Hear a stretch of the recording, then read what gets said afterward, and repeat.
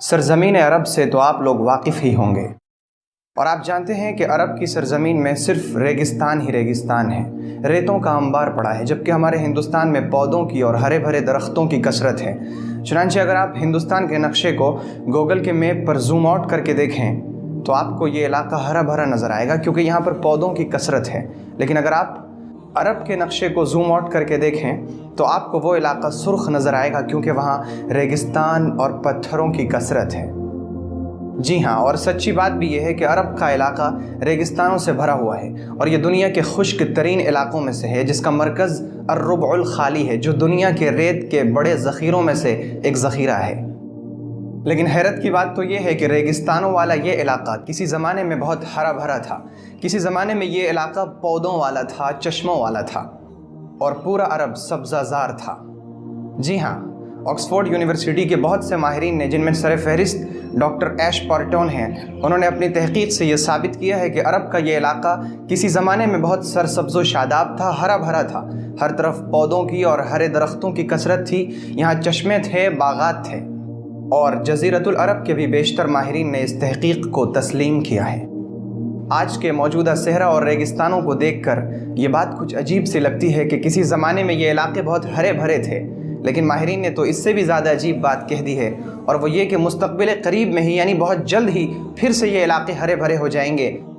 یہاں بارش کی کثرت ہوگی، یہاں پودے اگنے لگیں گے، اور پھر سے یہ علاقہ گھاس پھوس والا علاقہ بن جائے گا۔ اور ناسا نے بھی اس تحقیق کی تصدیق کی ہے۔ اور اگر آپ عرب کے احوال سے واقف ہیں تو آپ کو معلوم ہوگا کہ اب عرب ممالک میں بارش کی کثرت ہونے لگی ہے، وہاں پودے اگنے لگے ہیں، اور سرکاری سطح پر بھی پودوں کی طرف خاص دھیان دیا جا رہا ہے۔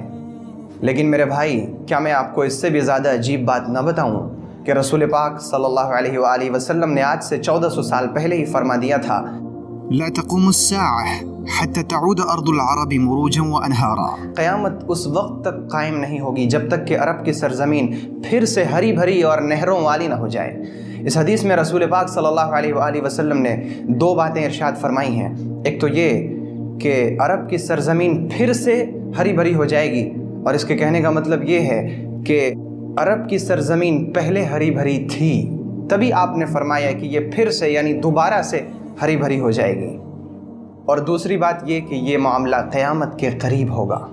یہ معاملہ اس وقت ہوگا جب قیامت بہت قریب آ چکی ہوگی، اور آج پھر سے سرزمین عرب میں پودے اگنے لگے ہیں، اور یہ علاقہ ہرا بھرا ہونے جا رہا ہے، جو اس بات کی واضح دلیل ہے اور بہت بڑی نشانی ہے کہ قیامت بہت قریب آ چکی ہے۔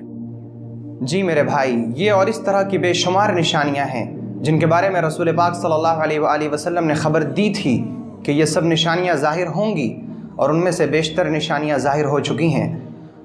وہ نشانیاں ہمیں چیخ چیخ کر کہہ رہی ہیں کہ قیامت بہت قریب آ چکی ہے، لیکن ہم پھر بھی غفلت میں پڑے ہوئے ہیں۔ او بھائی، یہ غفلت کب تک؟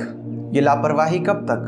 اٹھیں اس سے پہلے کہ ہم ہمیشہ کی نیند سلا دیے جائیں۔ اٹھیں اس سے پہلے کہ ہمیں جاگنے کا موقع نہ ملے۔ جاگیے اس سے پہلے کہ ہم ہمیشہ کی نیند سلا دیے جائیں۔ قیامت بہت قریب آ چکی ہے، سفر بہت لمبا ہے، اور ہمارے پاس تیاری بہت کم ہے۔ آئیں ہم اپنے سفر کی تیاری شروع کر دیں، اور اس بات پر تکیہ مت کیجیے گا کہ قیامت تو بہت دور ہے، یا قیامت تو بہت بعد میں آئے گی۔ میرے بھائی، جو شخص مر گیا اس کی قیامت قائم ہو چکی، اور آپ کو اپنی موت کے بارے میں کچھ خبر نہیں۔ کچھ خبر نہیں کہ آپ اگلے 5 منٹوں کے بعد اس دنیا میں ہی رہیں یا اس دنیا میں چلے جائیں۔ کچھ خبر نہیں کہ میں کل تک اس دنیا میں رہوں یا نہ رہوں۔ انسان کی سانسوں کا کچھ ٹھکانہ نہیں، پتہ نہیں کہ کب، کسے اور کہاں موت آ پکڑ لے اور اس کی قیامت قائم ہو جائے۔ تو اس سے پہلے کہ ہمارے اوپر ہماری قیامت آئے، ہم اس قیامت کی تیاری شروع کرتے ہیں۔ اگر آپ کو یہ ویڈیو پسند آئی ہو تو ویڈیو کو لائک کریں اور شیئر کریں، اور چینل کو سبسکرائب کرنا ہرگز نہ بھولیں۔